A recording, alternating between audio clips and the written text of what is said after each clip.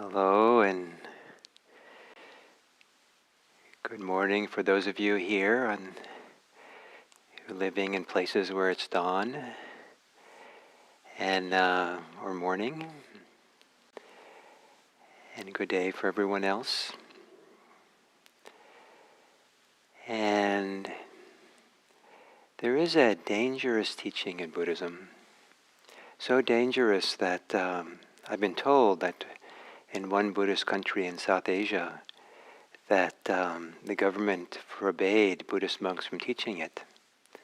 It's so dangerous. And that's the danger that I'll be offering you today. So I want to contextualize it a little bit. But first I'll tell you what the danger is, and that is practicing contentment. And the reason why governments don't like it, business, corporations, capitalism doesn't like it, is that then people, if they're too content, they won't consume more. If they're too content, they won't push themselves to work harder and build more, make more money. And in a certain way, maybe many economies are based on discontent so they can keep going. Imagine the headlines. The world became content and economies failed everywhere. So it's a dangerous teaching, and maybe it's not always appropriate.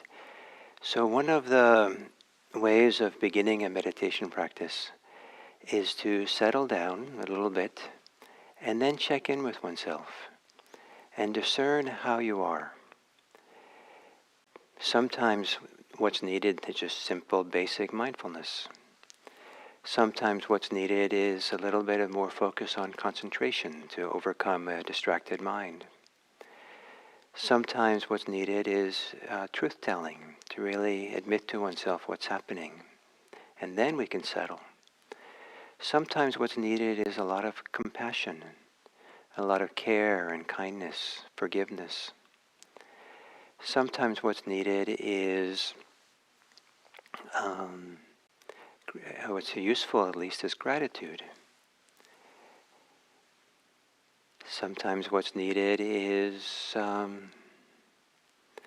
patience. And sometimes what's helpful is contentment. And primarily when there's a lot of discontent. Sometimes there can be a contentment that just comes along where we're not really driven by desires, driven by an aversion to how things are. And we're just very content just to sit and meditate. To have a certain contentment to meditate, it helps to distinguish between the actions we take in our life. Some things need to change in life, and we're not supposed to simply be content with how things are and not change things. But when we're sitting to meditate, we don't have to act. And now we're trying to orient ourselves in a very different way.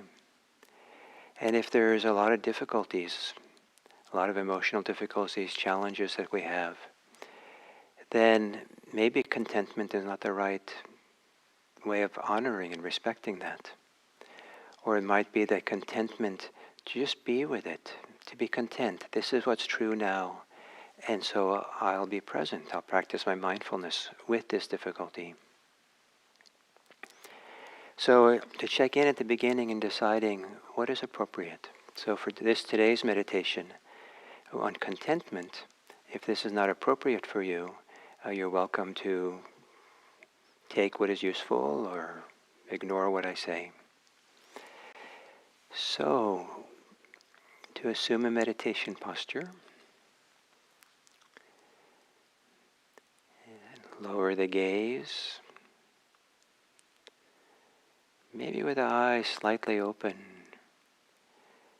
Something different way of connecting to oneself if one now takes some long, slow, deep breaths.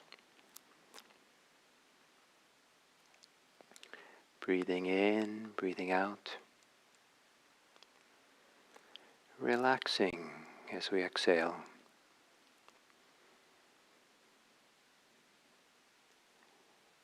And if as you exhale it feels good to close your eyes, feel the goodness of that of closing them.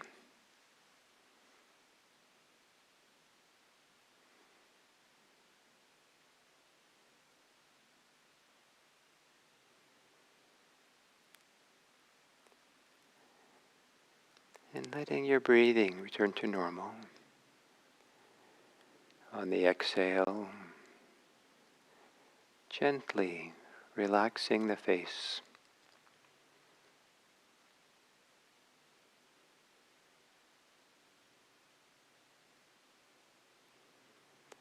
On the inhale, feeling any tension in the shoulders. And when you exhale, relax the shoulders.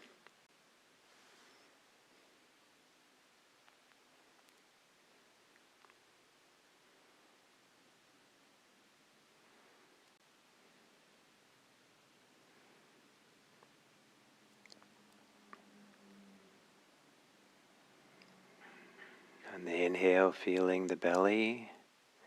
As you exhale, relax, soften.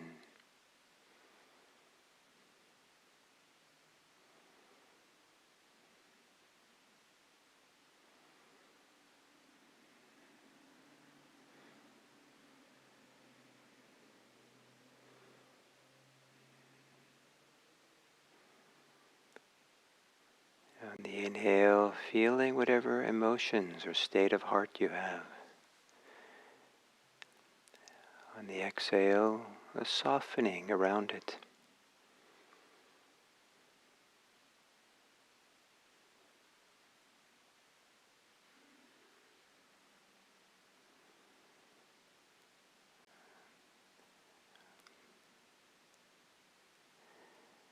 On the inhale, feeling the state of your thinking mind. And on the exhale, relaxing the thinking mind.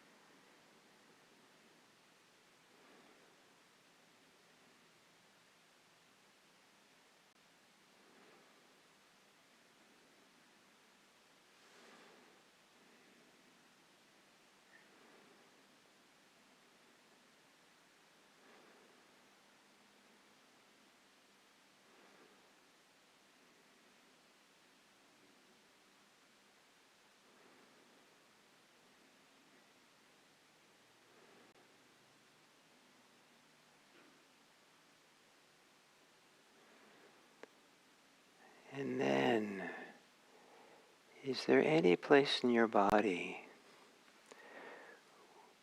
where you feel contentment, either now or at other times?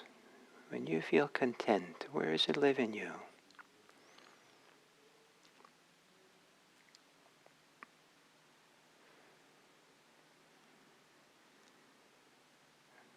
When you have had contentment in your life, feeling deeply content in the moment,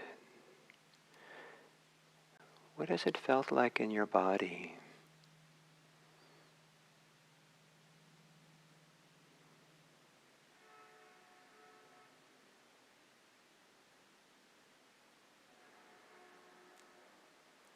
What has it felt like in your heart?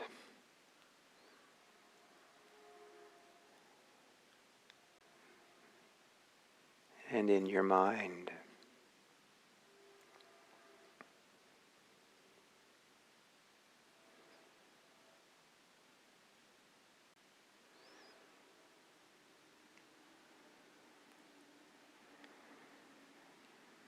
And here we are meditating, a remarkable event.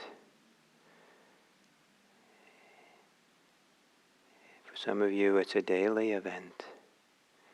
It's still an amazing thing that we have the ability, time and circumstances to be able to sit down to meditate. A time free of our responsibilities, tasks of life, busyness of life, maybe even free of some of the challenges of our mind.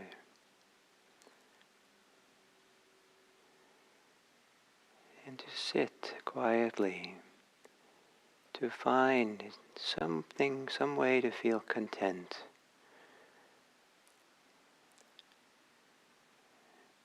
It's easy to be discontented, which is always kind of particular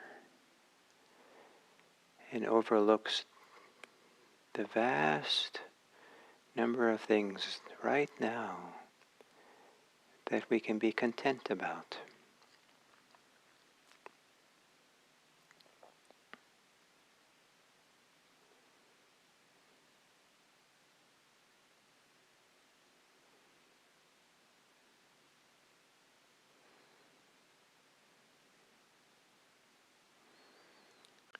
When people practice a mindfulness, there's something very important, an opportunity that's really phenomenal. The opportunity to be content with being mindful. Content with the power of being aware, without fixing, acting, having it different.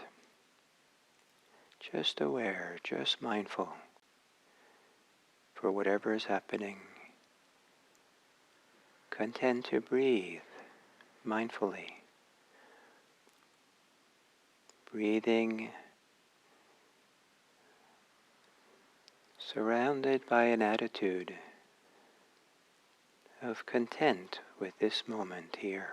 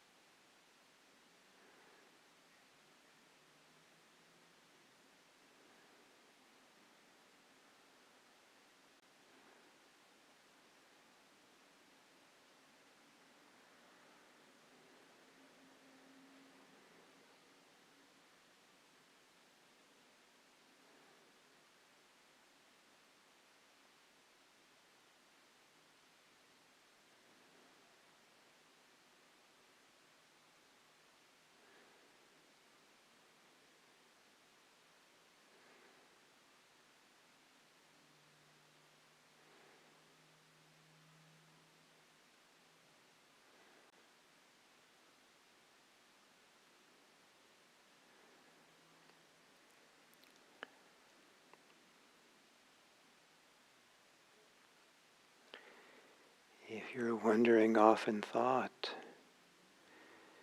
does that represent some discontentment?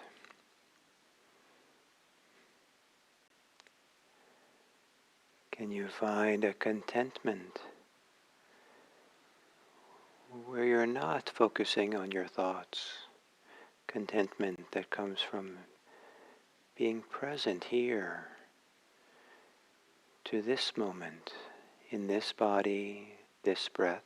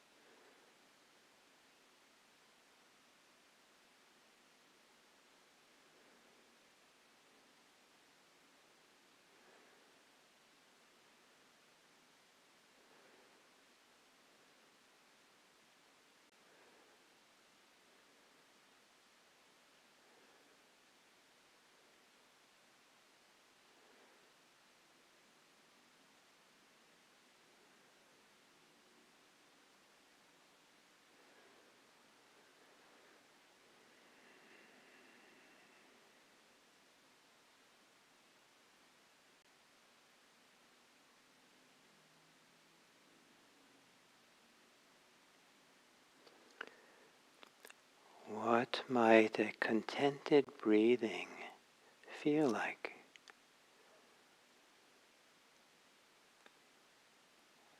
What might relax in the body?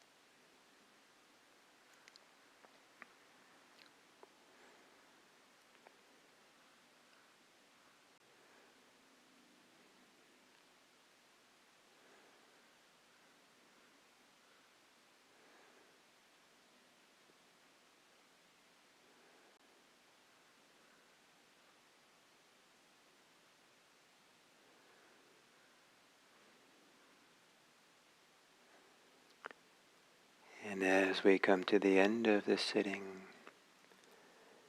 to appreciate that contentment is one of the great states of being. It's a healthy state that represents many things, but it represents or is an expression of a mind which is not discontented, not struggling or fighting or resisting or afraid or caught in desires and conceits. Contentment allows this psychophysical system of ours to operate without agitation, without something activated. Contentment allows us to feel the whole.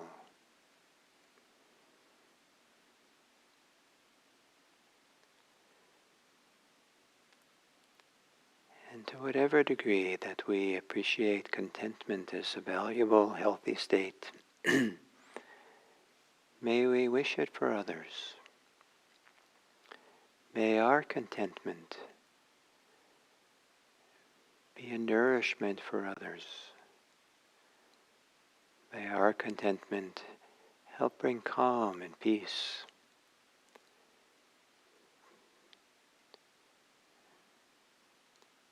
May our contentment help us to be more generous and loving for others. May our contentment protect us from being caught up in ourselves.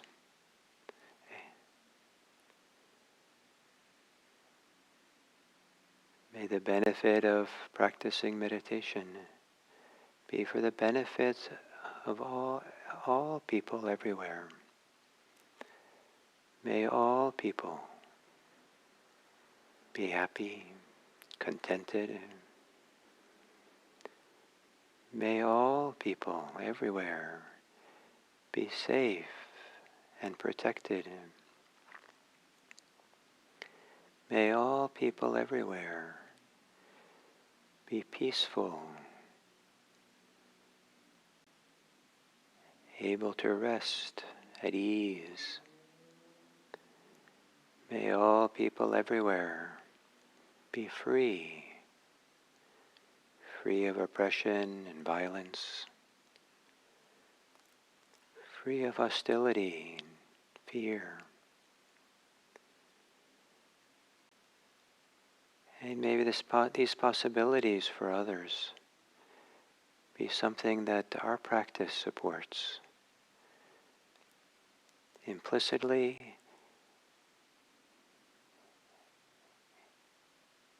unintentionally, and intentionally. May we contribute to the welfare and happiness of this world.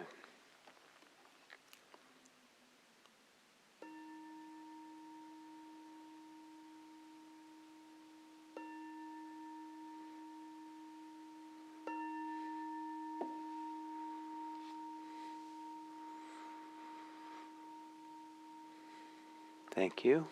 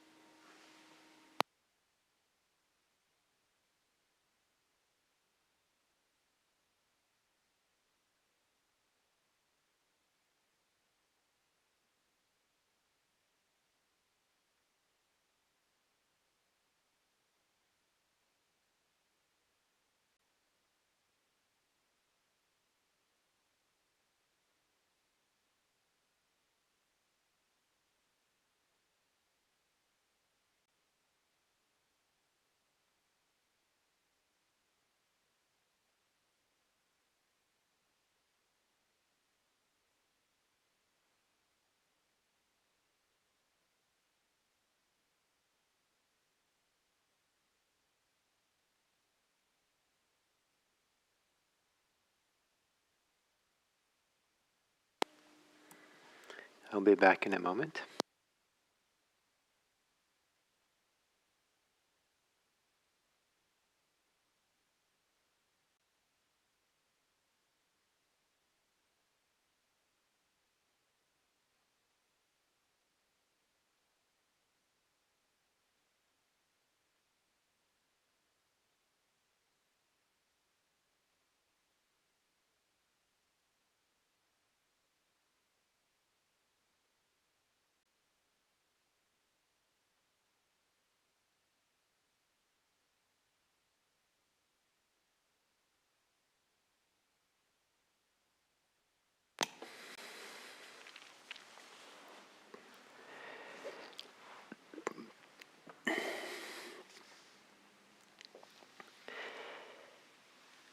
So, hello everyone, and welcome to this series on the 10 protectors.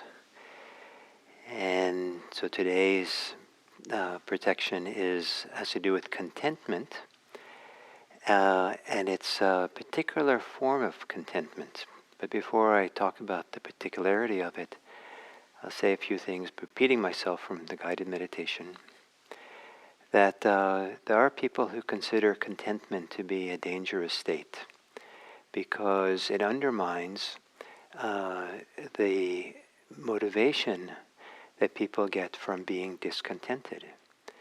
That if we're discontented with the state of affairs as they are, then we won't fight or we won't work to change them. And certainly there are things we should not be content with, and there are things that maybe are not healthy to be discontented with. There are people who have plenty of money who are discontented with what they have and want to be richer than that. There are people who have plenty of pleasures but always want more. There are people who have plenty of stuff, but they always want more, better. And so to be driven by discontent is what supports, many economies in the world. And so there's a vested interest in many people, to keep us discontented, so we keep buying, or so we keep working long hours to try to get ahead. And to kind of be feeding or encouraging discontent is, I think, part of what advertisements do. So, in some ways, to be content in certain ways is a radical act. It's a disrupting act. From the Buddhist point of view, the benefit of contentment is that then it's easier to focus on the practice, to focus on what's happening here and now. And if there and then is a two-dimensional reality, and if fantasy is a one-dimensional reality, then being really rooted and grounded here in ourselves is entering into a three-dimensional reality. It's more rich. It's more multicolors, like going from black and white to multicolor. And this being this three-dimensional reality of now does not mean that we don't think about the past and the future, or that we don't, in some ways, let the creative mind fantasize.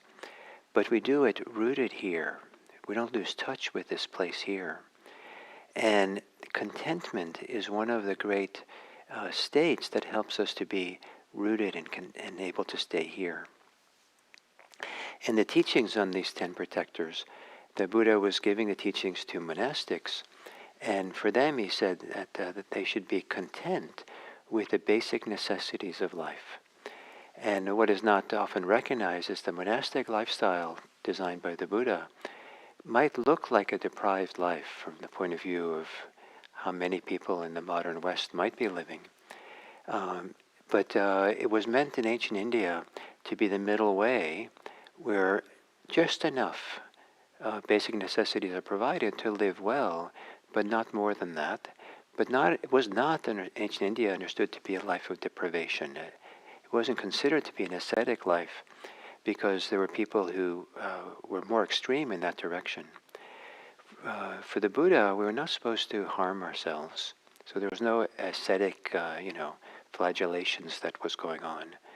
But rather, enter into this meditation that was understood to be a pleasant abiding, an enjoyable place to be, provided that we had the basic necessities. And so what monks and nuns are, content with is the food that comes in their alms bowl, the clothes they have, the shelters that are given to them, and the basic medicine for their health. So those are the 4 basic necessities, and to be content with that. And how many of us maybe are not so content with just having the basic necessities?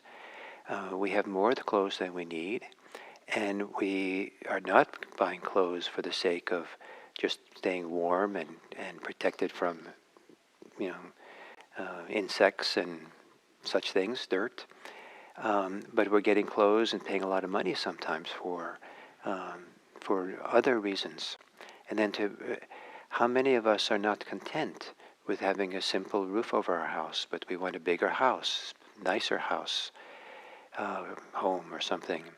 How many of us are not content with the basic necessity of food that we have, but we're, buying food that's expensive, and we don't really need it, but it's so nice, it's so pleasant, it's so enjoyable. And so, for a monastic, to be content with the basic necessities then gives them, it's easier to live a radically simple lifestyle. A lifestyle that allows them to stay connected to the Dharma that they love, the Dharma practice which they like to engage in, without having a lot of other things to take care of that can make it harder for this, love affair that monastics will have with the Dharma. They want to stay close to their lover. It's so important to stay close and attend to it and let that relationship grow and develop and flower all day, all moments of the life of the day. So to be content with the basic necessities is the core thing here. And for those of us living a lay life, it might be a little bit different. What do we consider the basic necessities? The ancient Buddha didn't consider the emotional needs or the interpersonal needs as much as maybe is needed for people in modern cultures. And so we have a richer kind of domain of basic necessities that we have to take care of. But still, can we find how much we need so we can be content? And what is the nature of our discontentment? If you feel discontented, what is that? Why? What's driving the discontent? Is there some feeling of lack? Is there some feeling of insecurity? Is there a strong sense of desire? What's that feeling of not enough like? What's really happening here? And is there another way to address not having enough? Another way of addressing that something has to happen, I have to do something, I have to be busy. And really to settle something here, to relax the belly, to relax the shoulders, relax the mind and the heart, to really sit down and learn how to be content. Even if that contentment is just for the period of the meditation practice. There are things we should be discontented about. There's healthy contentment and unhealthy discontentment. There's healthy discontent and there's unhealthy discontent. So both have their place and both can be unhealthy. And so to be discontented with our suffering, to be discontented with the suffering of the world, that's not necessarily a bad thing. That can be motivating for sure. But and so we should act on that. One of the ways to act on that is to really sit and meditate and settle our discontent, so that we don't add our suffering on top of suffering, and be contented enough to sit and be present for what's happening with us, and find the way through our suffering from the inside out, than trying to change the world around us so we don't suffer. And if we need to change the world around us because it is suffering, then to distinguish acting in the world from the activity of meditating. Meditating is not the time to act. This is a time for some other process to deepen and unfold, and to learn how to be content with the moments we're meditating, so that we're not kind of still spinning and driven by the desires to change the world or to get what we want or avoid what we don't want. To be content with our lives, at least for the period of meditation.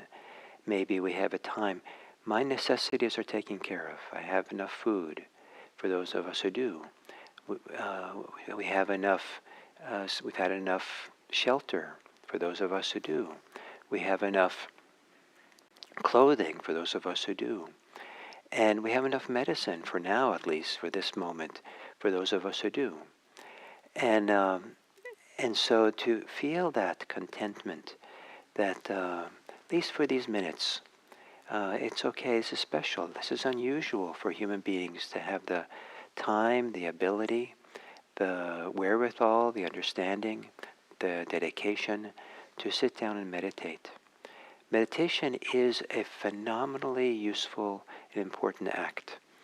And it's a phenomenal gift to the world, that the inner transformation that can happen through meditation, where we don't continue life with business as usual, with greed, hate, and delusion, but we settle all that's unresolved, unsettled in us, so that in that settled state, some of the most beautiful qualities of our being can come forth, and represented by things like generosity, love, and wisdom. And then, coming out of meditation, we have maybe a better way of knowing how to act. And if we are discontented with the state of affairs, then we know how to act and what to do. If we are discontented with all the dirty dishes in our kitchen, then we go and wash the dishes in a meditative way, in a contemplative way, in a respectful, present moment, engaged way that feels like we're bringing meditation with us into our life. And it's an enjoyable thing. We're not rushing off and multitasking. If what we feel is the suffering of the world elsewhere, whether it's anywhere right now, and Israel is huge, the suffering there. The whole nation is traumatized or deep pain. Ukraine, deep pain. And the list goes on. If this really troubles us when we come out of meditation and we're discontented with those states, then maybe we have the generosity, the wherewithal to do something about them. And even the smallest little act, maybe offering a donation to charities or to someone who's helping the sick and the wounded, or doing something. We don't want to, meditation is not how to be calm and uninterested in the world. It's to be deeply contented with ourselves, with the moment in a certain way, so that what motivates us to act in the world, to change the world, comes from a place of tremendous well-being, comes from a place of generosity. It comes from the well springs within of our goodness, not from the agitation of our fear and distress and our anger. This is the possibility that contentment can bring. So I would encourage you today to explore this, your contentment and your discontentment. Would you care, as you go through the day, maybe once an hour check in with yourself, and would you characterize how you are as more on the discontented side of the spectrum, or more on the contented side? If you're discontented, what's happening? What is that about? Can you settle it? Can you be present for it? Can you investigate it? If you're more on the contented side of the spectrum, feel that, enjoy that, take that in, be nourished by it. And if it's just a little bit on that spectrum, by recognizing the small amount of contentment you have, is there some way that's an appropriate way to settle into it more fully so it becomes a resource that supports and guides your day? So thank you very much. And we have 2 more of these 10 protectors. Thank you.